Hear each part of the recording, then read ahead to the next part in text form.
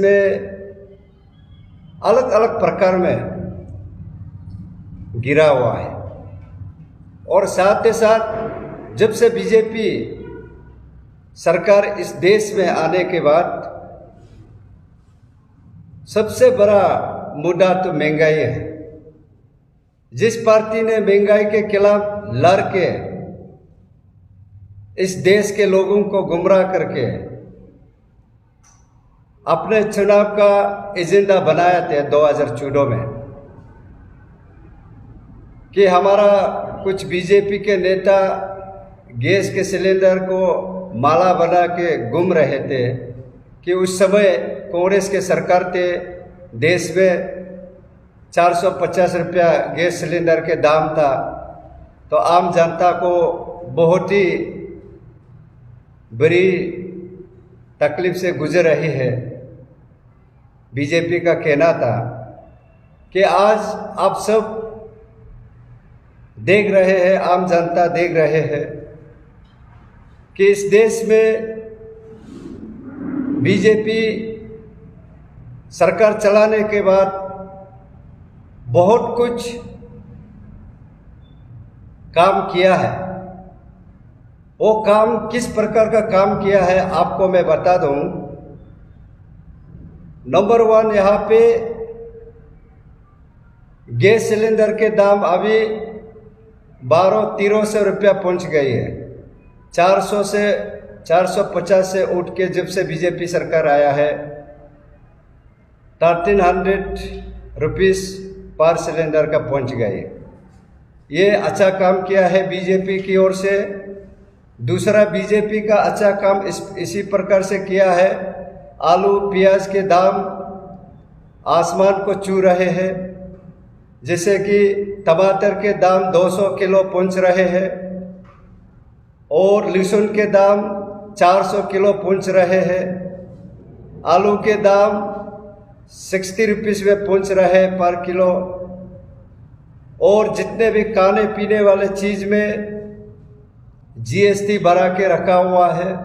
ये सारा बीजेपी ने अच्छे काम किए हैं। तो इस चीज़ को ऊपर उठ के फिर देखें तो पेट्रोल डीजल जो लोगों का यातायात में ज़रूरतमंद चीज़ है और साथ में इतना रेट हाई पहुंच गए हैं, 100 से पार हो गया है। जो बीजेपी उस समय कह रहे थे 65 पार लीटर था, तो महंगाई बढ़ गई, पेट्रोल डीजल दाम बढ़ गई, मैं रेट कम करूंगा, तो लोगों को बेवकूफ़ बना के सरकार में आ गया। अभी 100 रुपया से ज़्यादा हो गया। तो इसी प्रकार से बीजेपी का ये अच्छे काम को मैं गिन के आपके मीडिया के माध्यम में बता रहा हूँ। दूसरा है, जबकि इस देश में बीजेपी ने युवाओं के लिए 2 करोड़ रोजगार नौकरियां हर साल में देगा बोला था, और बीजेपी ने इस देश के नागरिक को 15 लाख हर अकाउंट में देगा बोला था। वो बीजेपी का अच्छा काम है। ये सारा महंगाई से ऊपर उठ के फिर बीजेपी का अच्छा काम है जात पात को लड़वाना, धर्म की राजनीति करना, हिंदू मुस्लिम के राजनीति करना, क्रिश्चियन के राजनीति करना, ईसाई के राजनीति करना, अलग अलग प्रकार का राजनीति आज देश को बांटने का काम कर रहा है। ये हम लोग टीवी के माध्यम से और सोशल मीडिया के माध्यम से और अपने जीता जाता आंख के सामने भी देख रहा है। तो इसलिए आज जो इंडिया वर्सेस इंडिया जिस प्रकार से बनाया गया है कि इन सभी पंडितों ने कि एक समाधान निकाला है कि राजनीति के पंडितों ने एक समाधान निकाला है। उनके पास ज्ञानी है, बुद्धिमान है, टेक्नोक्रेट ब्यूरोक्रेट है, उसके आगे पीछे कांग्रेस के पास भी है, आम आदमी के पास भी है, अलग अलग दल के पास है। उसका बुद्धिमान निकाला, बीजेपी को किस प्रकार से रुका जाए, इस करप्शन से किस प्रकार से लोगों को मुक्त किया जाए। ये एक निर्णय लेके आज देश के हित के लिए इंडिया वर्सेस इंडिया निकाल के रखा है। तो ये अभी अंतिम चरण में नहीं है कि आने वाला समय में फिर मुंबई में फाइनल मीटिंग करने जा रहा है। तब इंडिया का फुल फॉर्म जो है, या इसको इंडिया डेवलपमेंटल इंक्लूसिव अलायंस में तौर उसमें दिया जाएगा, या इसका फाइनल स्टेज महाराष्ट्र में जब उन लोग का फाइनल मीटिंग में होगा। लेकिन हमारा अरुणाचल प्रदेश के आम आदमी पार्टी की ओर से हम स्वागत करते हैं ये फैसला को, क्योंकि जिस प्रकार से भी नाम दे, लेकिन उतना हमको पता है कि इंडिया वर्सेस इंडिया, आम जनता वर्सेस बीजेपी, इस देश को लूट रहा है बीजेपी। जब जब इलेक्शन आएगा नया इशू एक लाएगा, नया फैसला एक करेगा। अभी जब 2024 इलेक्शन आएगा, मेरा हिसाब से और दूसरा एक इशू निकालेगा लोगों का ध्यान को भटकने के लिए। तो ये पॉलिसी टैक्टिक्स को हम पब्लिक 2014 से देख रहा है। इसलिए हम आम जनता से भी ये अपील करता हूं कि अरुणाचल प्रदेश आम आदमी पार्टी की ओर से इस फैसले को, इस महागठबंधन को दिल से हम लोग स्वागत करते हैं और वेलकम करते हैं कि देश जब जब देश के हिस्ट्री को आप देखने जाएगा, जब जब देश संकट में आते हैं, तब तब इस देश के जनता, आम जनता फैसला करते हैं। श्रीमती इंदिरा गांधी जी के समय में भी आपने देखा इमरजेंसी देश में लागू हुआ, उसमें भी इतना कट्टरपंथी नेता थे श्रीमती इंदिरा गांधी जी। उसका समय में भी उसका सरकार को देश ने आज का इस महागठबंधन जैसा फैसला करने का बाद, रूप लेने का बाद, उसका सरकार को भी गिरा दी। आज मोदी जी का समय में भी इस प्रकार से एक तानाशाही सरकार है इस देश में। मोदी जी के एक नारे थे, ना मैं खाऊंगा ना तुमको खाने दूंगा, करप्शन के खिलाफ सख्त से सख्त कार्रवाई करेगा बोला था। तो आज यह इस प्रकार से हम लोग देखने को मिलते हैं, गरीबों को पीसूंगा, मिडिल क्लास को पीसूंगा और उद्योगपति को आगे बढ़ाऊंगा। तो इस प्रकार से इस बीजेपी का राजनीति में हम लोग को देखने को मिल रहा है। गरीब आदमी को, मिडिल क्लास आदमी को और गरीब करना है और पीसना है। सिर्फ अमीर लोगों को, अपने कैबिनेट मिनिस्टर लोगों को, अपने स्टेट के चीफ मिनिस्टर के कैबिनेट लोगों को और अपने इर्द गिर्द उद्योगपति को आगे बढ़ाने का जो कार्रवाई सिर्फ करना है, लोगों को हित में हम काम नहीं करना है। ये फैसला जब आया, इसलिए इस देश के जनता, आम जनता बीजेपी के खिलाफ मॉब कर रहा है, उसका मुकाबला कर रहा है, लड़ाई लड़ रहा है अपने हक के लिए, अपने परिवार के हक के लिए, अपने लोगों के हक के लिए। क्योंकि महंगाई से हम लोग आज घर चलाने नहीं सक रहा है, महंगाई से हम लोग अपना बच्चा को नहीं पढ़ा सक रहा है, महंगाई से हम लोग गाड़ी होके भी पेट्रोल डीजल नहीं डाल पा रहा है, महंगाई से हम लोग ट्रैक्टर चला के अपना पानी खेती, जितने भी खेती खेत को भी नहीं कर पा रहा है। बहुत कुछ समस्या है, एक समस्या से नहीं है। जब से बीजेपी आया, हर एंगल से प्रॉब्लम ही प्रॉब्लम इस देश का नक्शा को बदल के रखा हुआ है। तो इसलिए हम लोग ने बहुत ही दिल से हमारा स्टेट के आम आदमी पार्टी की ओर से, हमारा स्टेट एग्जीक्यूटिव मेंबर की ओर से हम सब इस फैसले को वेलकम करता है और स्वागत करता है। क्योंकि ये अरुणाचल प्रदेश जो है कांग्रेस को भी देखा है और बीजेपी को भी देखा है, इवन रिपोर्ट करके देखा जाए तो पीपीए को भी, पीपीए सरकार भी देखा। तो अगर आप पार्टी आता है सरकार में, तो किस तरह से चेंजेस होगा वो हमसे जानना चाहेंगे।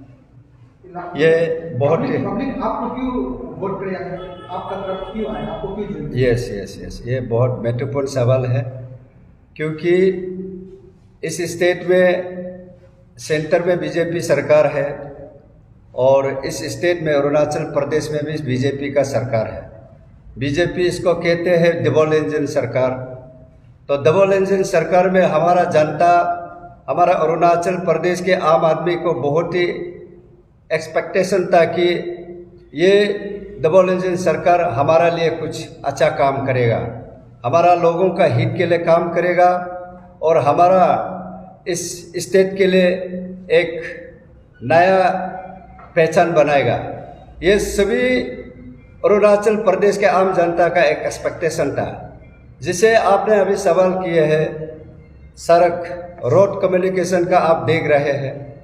इसमें हम पहले किसी मीडिया के माध्यम से हमने ब्रीफिंग में भी कहा था, ये सरकार का पॉलिसी सही ढंग से नहीं होने का कारण पिलर है।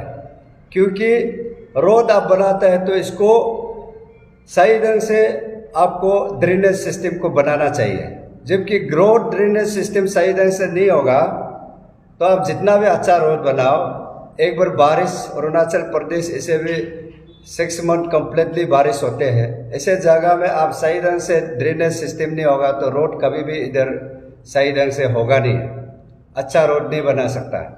तो इसलिए ड्रेन जहाँ से 2 मीटर 1 मीटर हाइट बनाना चाहिए था, इसको 1 मीटर या 1 फुट बना के रखा हुआ, उसमें सेकेंड में पानी भर के फिर रास्ता में निकल जाता है, रास्ता बर्बाद हो जाता है। और दूसरा बात है जो अभी आपने एपीसीएस का इशू को कहा है, ये भी सरकार का बड़ा पोल्स है, बहुत खराब एक नीति बनाने का कारण। क्योंकि पेपर वैसे लीक कैसे होगा, पेपर वैसे लीक नहीं होगा, सरकार का कमजोरी के कारण होते हैं, सरकार के गलत नीतियां होने के कारण होते हैं और सरकार में कहीं ना कहीं अंदर बाहर करके कुछ खेल नहीं होगा, ये कभी भी पेपर आसानी से लीक नहीं कर सकता है। या इस पेपर लीक में भी इस प्रकार से मैं कहना चाहूँगा कि इंसान कभी भी, आम जनता कभी भी जाके पेपर को लीक नहीं कर सकता है। ये कहीं वहाँ पे बैठने वाला, जहाँ वहाँ सरकार के संगठन में रहने वाले, वो कहीं ना कहीं मिलावट करके तो ये सिस्टम जो अभी पेपर लीकेज हुआ।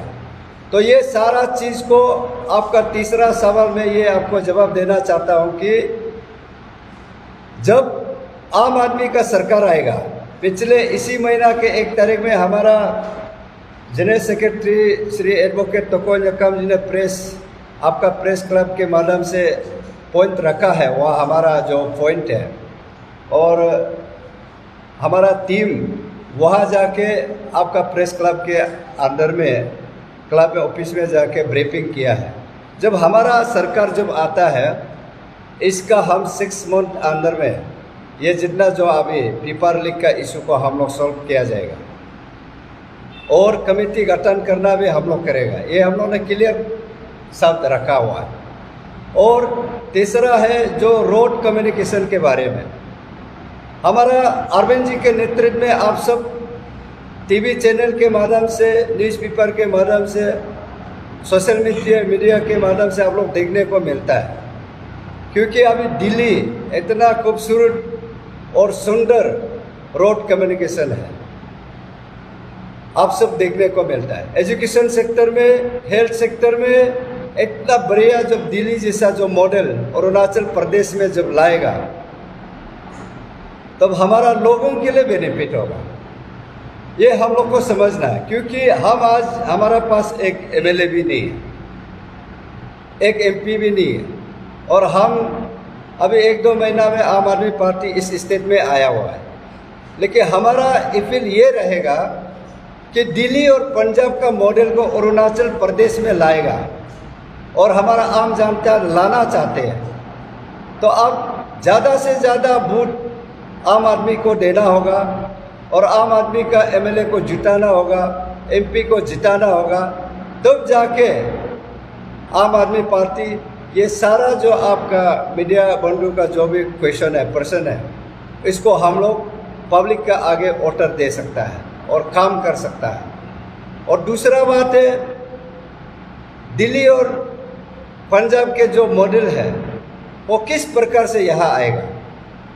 आपको नंबर 1 वहाँ पे एजुकेशन फ्री बनाया गया है, हेल्थ में फ्री बनाया गया है, और महिलाओं को बस का जो ट्रैवलिंग करने के लिए भी फ्री ऑफ कॉस्ट दिया गया है, और अलग कई ये नीतियाँ बनाया है। स्पेशली आपका इलेक्ट्रिसिटी को फ्री ऑफ कॉस्ट दिया गया है, कुछ यूनिट कोई अमीर लोगों को थोड़ा ये करके जितना भी गरीबों है, मिडिल क्लास लोगों को एक छुटकारा दिया गया है, और पानी फ्री ऑफ कॉस्ट दे रहा है। तो ये सारा चीज़ अरुणाचल प्रदेश में भी लागू किया जा सकता है, इस स्टेट में भी लागू किया जा सकता है, क्योंकि यहाँ आम आदमी का पार्टी का सरकार होगा, तब ये सारा चीज़ को हम लोग लागू किया जा सकता है। वो हमारा जो स्टेट जनरल सेक्रेटरी का नेतृत्व में जो हम लोग ने जुलाई 1 तारीख को हम लोग प्रेस ब्रीफिंग में इसको बहुत सारा सिस्टम में इसको रखा है। और दूसरा, हम लोग ने बहुत लोग सोशल मीडिया के थ्रू भी ये सवाल उठाते हैं, जो नेशनल पेंशन स्कीम को आप क्यों आवाज़ नहीं उठा रहा है आम आदमी पार्टी, इस प्रकार से भी कहते हैं। लेकिन इसको हमने कल का मीडिया ब्रीफिंग में भी कहा है, तो ये नेशनल पेंशन स्कीम को हम लोग हटा के पहले जैसे स्टेट में जो ओल्ड पेंशन थे उसको फिर से हम लोग लागू कर देने के लिए हमारा सरकार आएगा।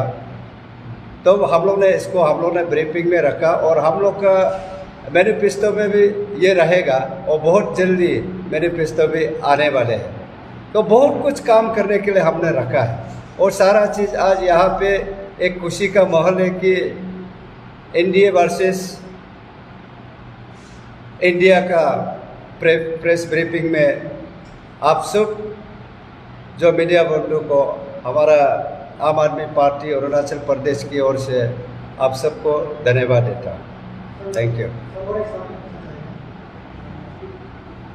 इलेक्शन का ज़्यादा समय भी नहीं है, 45 मंथ्स है, तो अब लोग डिसाइड कर रहा हूँ कर भी लिया, और ये कहना चाहेंगे कि आने वाले समय में 2 MP सीट्स हैं, 60 MLAs, उन पर हम लोगों का कितना फोकस रहेगा, या फिर क्योंकि कांग्रेस से गठबंधन बन रहा है तो कांग्रेस का साथ मिलकर लड़ेगा, या फिर जैसे इंडिपेंडेंट आपका पार्टी होगा।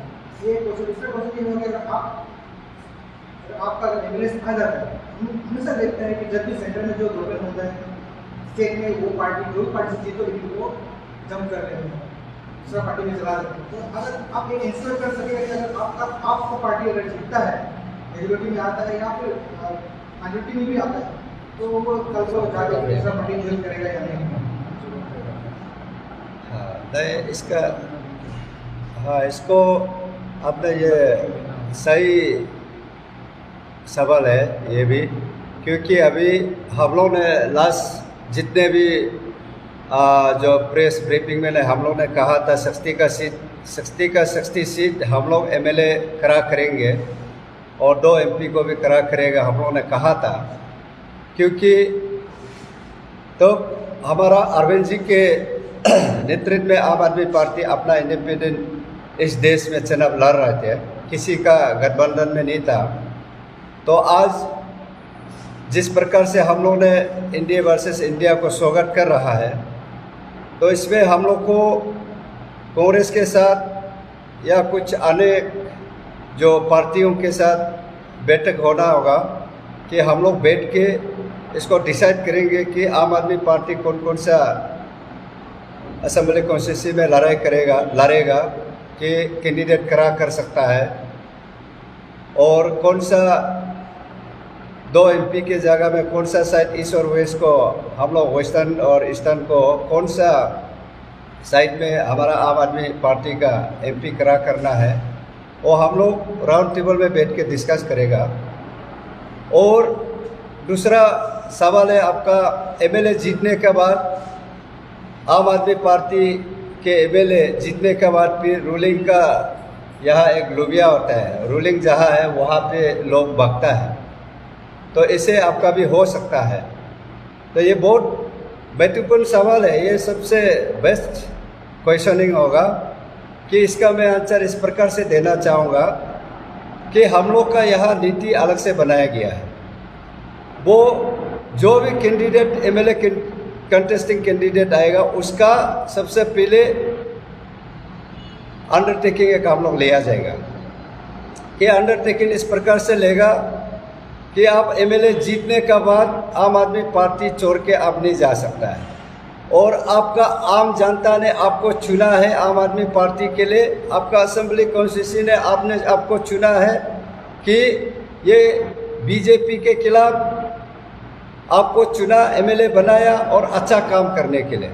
तब आप जाके कोई रूलिंग का सेंटर में जो रूलिंग आएगा उसका पास जाने के लिए आपको मौका देना नहीं चाहता आम जनता और आपका जो पब्लिक है।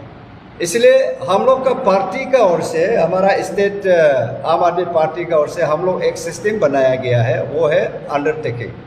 अंडरटेकिंग में इस प्रकार से बनाया, कोई भी MLA जीतेगा किसी पार्टी में नहीं जा सकता। एक MLA जीतने से भी वो आम आदमी का हित के लिए लड़ाई करेगा, पार्टी का हित के लिए लड़ाई करेगा, और आम जनता का हित के लिए, स्टेट का हित के लिए लड़ाई करेगा।